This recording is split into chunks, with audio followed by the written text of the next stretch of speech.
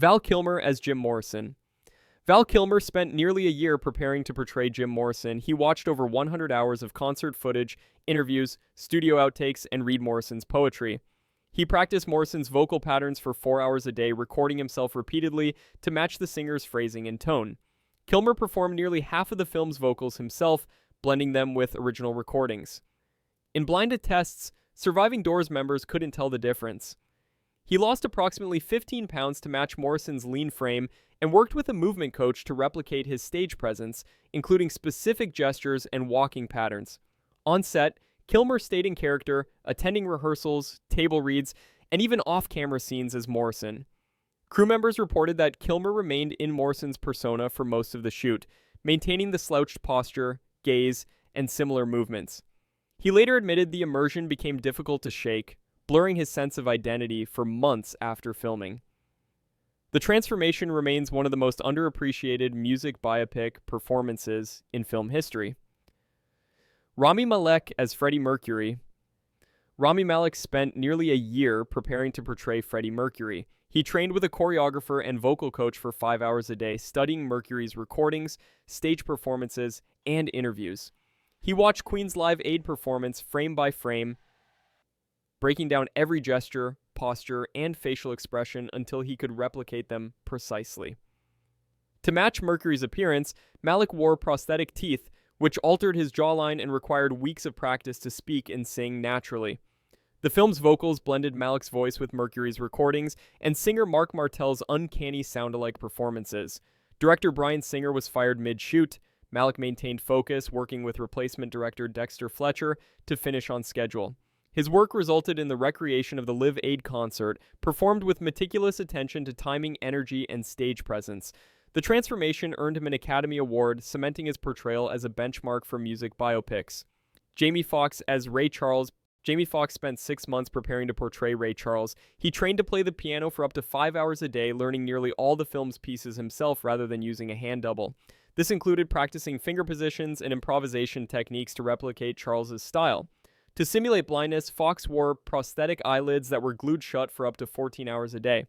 He practiced navigating sets and interacting with props without sight, building muscle memory for natural movements.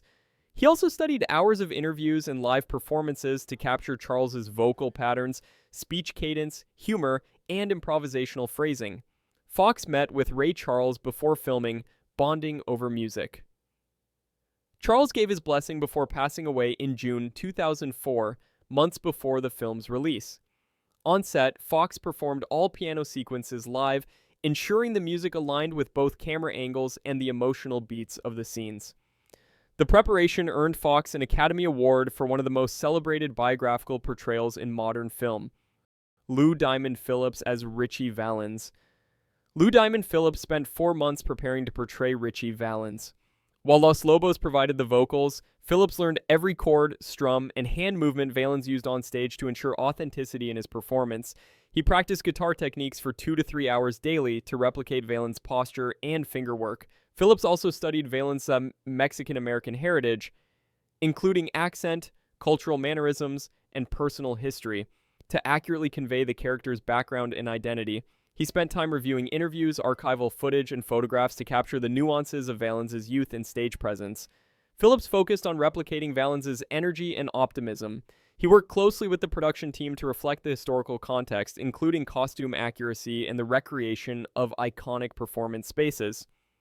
During the film's tragic sequences, Phillips relied on researched accounts of Valens' fear of flying, vulnerability, and emotional depth without over-dramatization. His preparation resulted in a performance praised for its cultural authenticity and respectful representation of the young musician's life and career. Angela Bassett as Tina Turner. Angela Bassett spent 6 months preparing to portray Tina Turner. She followed a rigorous physical training program, including 2 hours of strength and cardio workouts daily, to replicate Turner's stage stamina and muscularity. She also trained in choreography for 4 to 5 hours per day to master Turner's signature stage movements, hair flips, and dance sequences. Though Turner provided the vocals, Bassett's physical exertion had to match the vocal intensity frame by frame. For the film's domestic abuse scenes, Bassett prepared by consulting with psychologists and Turner's autobiographical accounts to understand the emotional and physical trauma without sensationalizing it. Co-star Lawrence Fishburne later stated these sequences were the most emotionally demanding of his career. Bassett rehearsed in Turner's performance outfits, including sequin dresses and boots, to ensure full mobility while retaining visual accuracy. Her dedication resulted in an Academy Award nomination and a performance widely praised for its intensity, nuance, and respect for Turner's life. Joaquin Phoenix spent 8 months preparing to portray Johnny Cash. He learned to play the guitar and perform all the film's songs live, practicing for 4 to 6 hours daily to replicate Cash's signature baritone and strumming style. Unlike many biopics, Walk the Line featured Phoenix's own singing throughout, despite never having sung professionally. He studied hundreds of hours of concert footage, interviews, and archival recordings to understand Cash's posture, hand movements, and subtle expressions during performances. Cash often used the pauses and stillness Cash often used between songs, conveying as much emotion in silence as in performance. Phoenix also researched Cash's personal struggles, including addiction, grief, and his complex relationship with faith, to bring authenticity to the dramatic and emotional scenes. He later admitted the role pushed him to emotional exhaustion.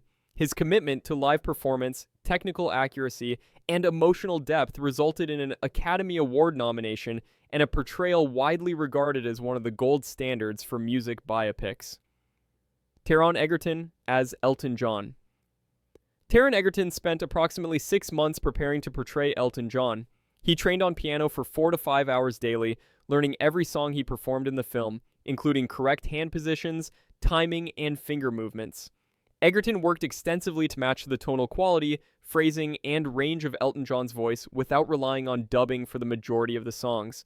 For the film's more flamboyant sequences, he rehearsed choreography and movements for 2 to 3 hours daily, adapting to oversized costumes, wigs, and performance props. He spent time with Elton John himself to study personal anecdotes, emotional triggers, and the singer's mannerisms offstage, giving insight into the character's loneliness, struggles with addiction, and pursuit of acceptance. The film blurred fantasy and reality, requiring Egerton to transition between grounded drama and theatrical musical sequences. His preparation resulted in a Golden Globe win for a performance that balanced technical precision, emotional depth, and the theatricality central to Elton John's persona. Austin Butler as Elvis Presley. Austin Butler spent over 2 years preparing to portray Elvis Presley. He trained daily with vocal coaches and movement specialists to replicate Presley's singing style, speech patterns, and iconic dance moves. Butler also underwent physical training to match Elvis's physique at different stages of his career, including muscle building and weight management. He studied hundreds of hours of concert footage, interviews, and behind-the-scenes material to understand Presley's stage presence, facial expressions, and body language. Early rockabilly tracks were performed by Butler himself, while later performances blended his voice with archival Elvis recordings. He replicated Presley's signature hip swings, footwork, and gestures through daily choreography sessions. Butler also worked with costume and makeup teams to recreate Elvis's evolving appearance, from young performer to Las Vegas icon, including wigs, period-accurate clothing, and prosthetics. He maintained Presley's accent off-camera for months after filming Wrapped. He spent significant time learning the subtleties of Presley's personal life, including his struggles with fame, isolation, and health issues, to portray the emotional complexity behind the public persona.